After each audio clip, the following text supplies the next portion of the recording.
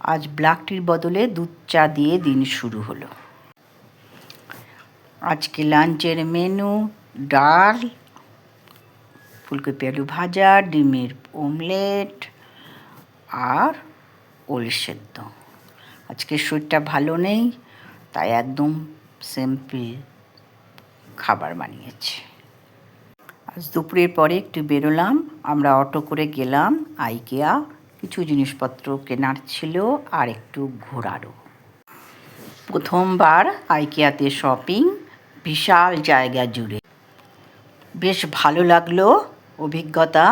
ঘুরে ঘুরে অনেক জিনিস দেখলাম, ভীষণই ভালো কোয়ালিটি আর ভীষণই ভালো, ভীষণ সুন্দর সুন্দর কালেকশান।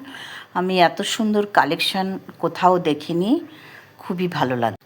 কিছু জিনিস ভীষণই ভালো লাগলো, একদম নতুনত্ব, তাই একটু রেকর্ড করে নিলাম।